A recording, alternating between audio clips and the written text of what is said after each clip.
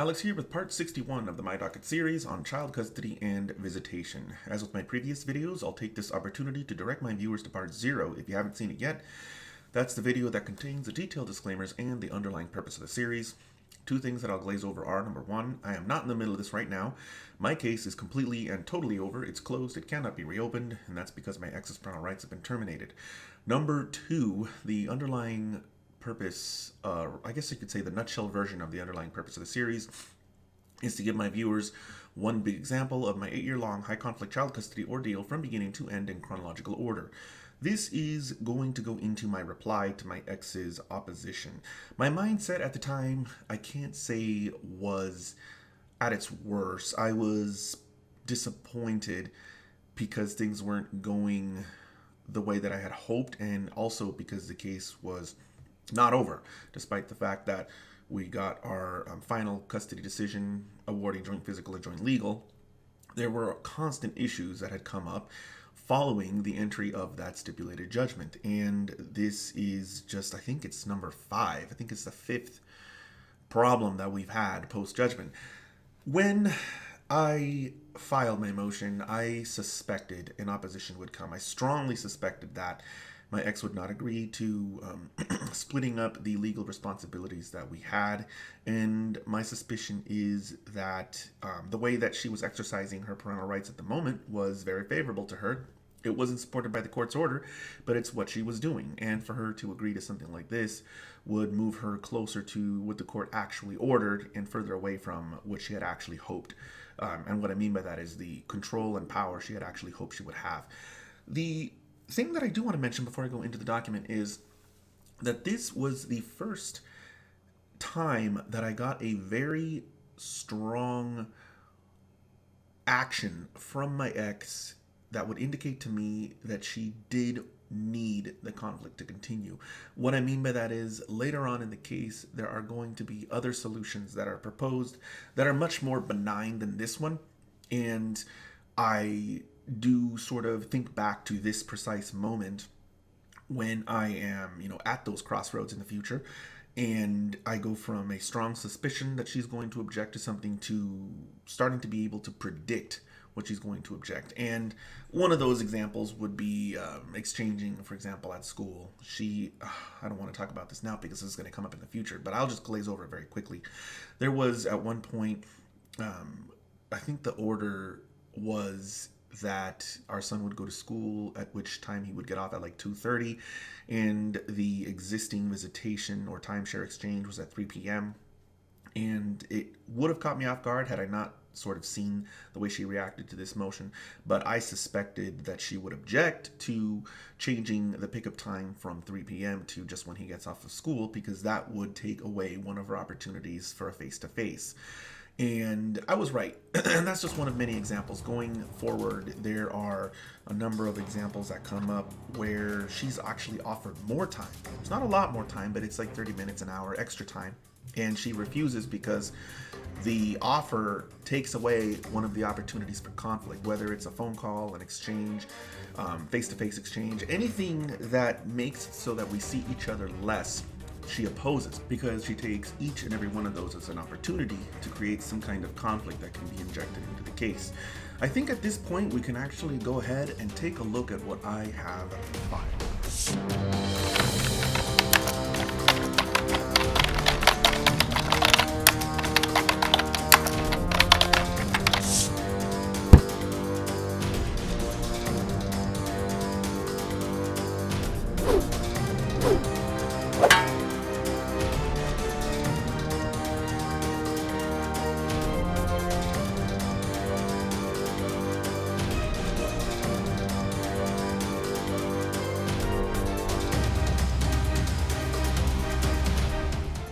Here we have my reply to opposition to motion for delegation of parental duties. In the first paragraph, as with my previous documents, I identify myself as the petitioner. I indicate to the court that I am representing myself by saying I'm appearing in proper person. I should mention the document that I'm replying to. That would be ideal. Typically, at least later on, I will identify the document that I'm replying to, and I will include the date that that particular document was filed. I haven't done that here. It's just something that I recommend that my viewers do, and it's also something that I do start to do eventually. Let's see, first paragraph is, well, at least first paragraph of the reply involves me bringing up her allegations of misconduct through communication. Well, she's alleging that I'm committing some kind of misconduct, and I'm indicating that these assertions lack merit. Her attorney notified me by phone that she was absolutely opposed to the delegation of duties. Exhibit 1 shows me setting a hold action date. She could have replied by asking for more time, which is good. So this is actually something that I mentioned in my previous video, which it's nice to see me bring up on reply. I did mention on reply that if she needed more time, she could have asked more time, and nothing prevents her from offering alternatives to this court in the instant matter, and she doesn't. And that's one of the things that I also mentioned in that last video where I went over her opposition. Like, if you had some kind of alternative proposal, or if you intended to agree, then you kind of have a case for complaining about this, because you could argue, hey, I could have saved money. I had some other solutions that I wanted to propose. I was going to agree, and now I have to pay all these attorney fees because he filed a motion. But she doesn't. She completely and totally opposes everything that I'm requesting from the court. So she can't really argue that she's been harmed or prejudiced in any way by my filing of the motion, because she opposes the motion. She doesn't have any alternatives proposed in her opposition because she doesn't want to propose any alternatives. She just wants to oppose my motion. Next, we have my reply to the affirmation of the status quo. She's requesting a denial is... Okay, so her request of an order denying is in fact a request to affirm the status quo regardless of legislative intent and the precedent of court orders. She has continued to exclude and marginalize my involvement in healthcare. Our son is already being deprived, and she does not disagree that non-cooperative exists between us. She attempts to saddle the blame on me, and she attempts to re-argue a matter that the Supreme Court has already weighed and discussed. Ideally, legal custody implies parental cooperation and co-parenting. However, by the way, I mentioned superior court with the lowercase s because I'm not talking about, because I know some states have an actual literal superior court.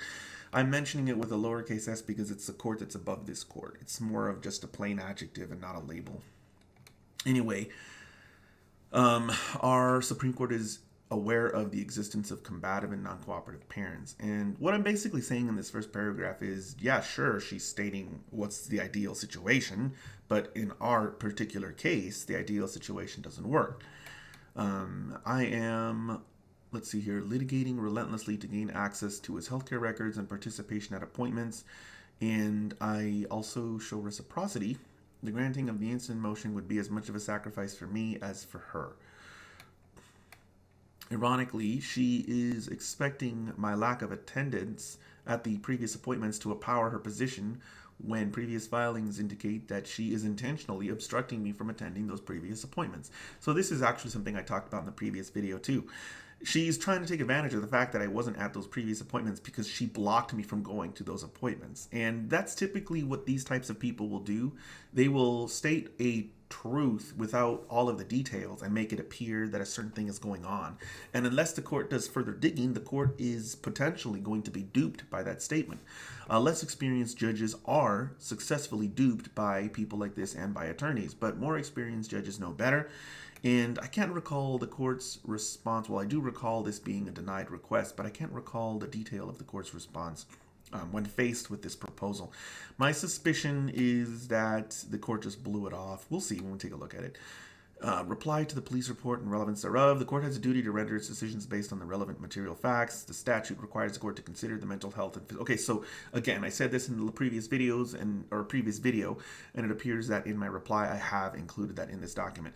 It's kind of interesting to see what my perspective is when I review my ex's opposition and to see if I actually came up with that same sort of perspective or approach on reply. And so far, I'm just finding that issue after issue that I brought up in the previous video on her opposition is actually something that I brought up on reply. And it's nice to see that. I never know for sure because I don't really have time to look at these documents ahead of time. There are so many of them, and we're not even, I don't even think we're like through 30% at this point. Maybe we're through 20%. Reply to attorney fees. My ex erroneously cites a law which appears to apply to the dissolution of marriage. It's a good thing to bring up because we were never married. The other statute, which is 18.0102b, is available to her. However, let's see here. She has to prevail in the instant action, and there has to be evidence or a finding that the claim or defense that I brought was unreasonable. And this is something that I talk about in my video, Defend Against Attorney Fees. This is definitely the better approach. You don't want to get sucked into their logic, especially in this case because her logic is wrong. You want to do your own research and determine whether or not they're even requesting something that they're entitled to in the first place. And so that's what I did here. Again, I want to mention my video, Defend Against Attorney Fees, because I talk a whole lot more about this and this way of thinking and this way of defending against requests for attorney fees. And it's important because something like this can break your financial back, especially if you are representing yourself because you can't afford an attorney and they have enough money to afford an attorney. In a situation like that, you are the party that's financially weak, and for them to get an award of attorney fees against you is going to basically terrorize you into submission. You'll stop trying to fight for your kids, not because that's what's best, but because you have been you've been told, hey, if you try and fight for your kids, we're going to break your back financially. And that's one of the things, there's another video where I talk about a problem now. In Nevada, we have a new statute that came out relatively new, I guess.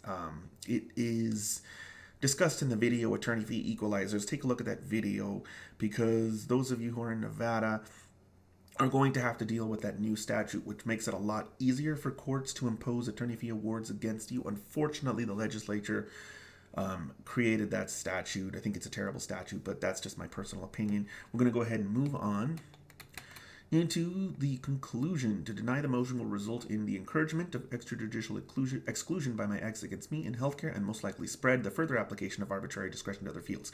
Yes, this is true. And in fact, this is what happens. So the court, I'm telling the court, if you deny this motion, she's just going to get worse. And in fact, it's true. She does get worse. And I've talked about this before on a number of occasions. Had the court firmly dealt with my ex, she probably would still have some measure of parental rights today.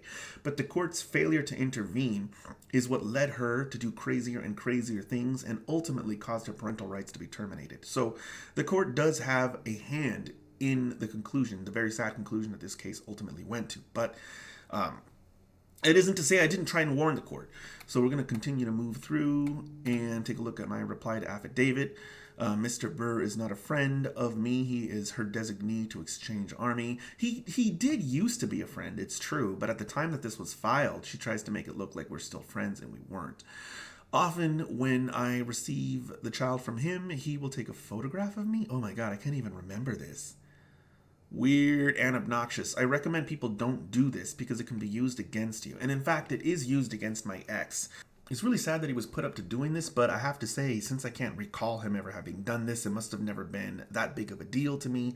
It must have not come, well, for sure it would, if it came up in court in any way, I would have definitely remembered it. But I think that's just something that I trust myself having said that he did this. I just can't remember it.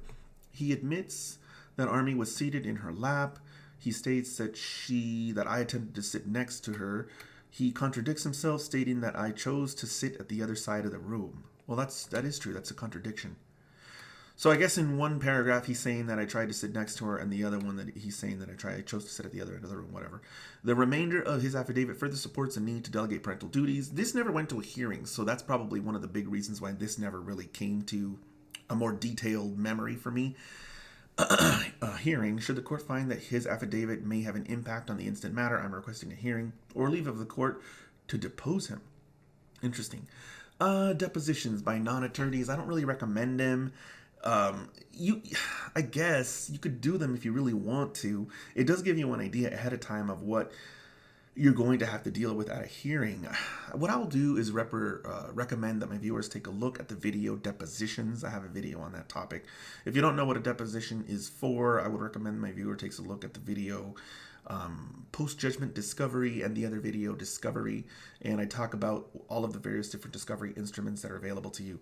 I think it would have been fine to just cross-examine him at the hearing, but I don't know, maybe that's just something that I did some research on at the time, and I thought it would be a good idea to try, because that is what it's meant for. It's meant to give you an opportunity to question a witness prior to a hearing so that you can put on a better presentation, and also sometimes it leads to settlement, because then the other side can see what, this particular witness testified to and how that is useful to or damaging to their case. Next, we have my affidavit, which is required according to the court rules. And this is basically a way to hold your feet to the fire if you've lied, because it takes all of the facts you've asserted in that particular document and it puts them under penalty of perjury. You're putting yourself under oath. Because you're putting yourself under oath. Affirmation, which I mentioned on a number of occasions, is just indicates to the clerk of the court that I have reviewed this document and it does not contain a social security number. List of exhibits. We have 2. I should have put in the number of pages. It looks like I forgot to do that. The first is an opposition. Oh, that's probably my ex's opposition. Oh, this is the opposition from way back. This is when she opposed my request for medical information and benefits cards. The second exhibit is an order for her to turn over the medical information and benefits cards. Okay, I'm not going to go any further because both of these documents have been reviewed in the My Docket series, and my policy is to just let my viewers know that when we've already reviewed a document, that I'm not going to review it again in one of the My Docket videos that comes up subsequent to that original video. So if you're interested in these documents, they will be down in the description below. You'll be able to click on the link and download them. And unfortunately, I can't remember off the top of my head which video these documents came up in, but it's probably somewhere around the 30s of the My Docket series. Next, we have the request for submission. This is a document that indicates to the court that the briefing has been completed and we are ready for a decision. And in this particular situation, the briefing is the motion, the opposition, and the reply. So I am submitting to the court the motion, opposition, and reply, and I am letting the court know that you can, at this point in time, render a decision because we have, according to the rules of civil procedure, filed all of the briefings that we were able to file. Next, we have the proof of service. This is a document that indicates to the court that I served the reply, I wonder if, and the request for submission, they're both listed here, that I personally served these documents upon my ex's attorney. That means that I physically took them into her law office and handed paper copies to the lady that was working behind the counter. Going into the aftermath, I filed the reply, request for submission, and proof of service, but they were all free filings, so I incurred $0 in costs. My ex's attorney didn't file anything, so she incurred $0 in costs. I didn't have an attorney, so I incurred $0 in attorney fees. My ex's attorney would have probably spent 5 minutes on the request for submission and proof of service at most, if that. And when it comes to the reply to opposition, I hovered between 15 and 25 minutes. The reason I'm going to err on the side of 25 minutes is because she probably needed to at least communicate to my ex what my reply was and what she might be able to expect from the court. I know it was somewhat lengthy, but I didn't really cite anything that I think would have caught her off guard, that would have required her to do some kind of research, especially given the fact that it's a reply, so she's going to have to respond to it. So I think 25 minutes is probably close to the amount of time that went into it. Counting the 5 minutes for the request for submission and proof of service, that looks like 30 minutes, which is half an hour at the rate of $250 an hour. That means she has incurred $125 in attorney fees. As with my previous videos, if you have any questions, feel free to post them down in the comments below, and I will see you guys next time.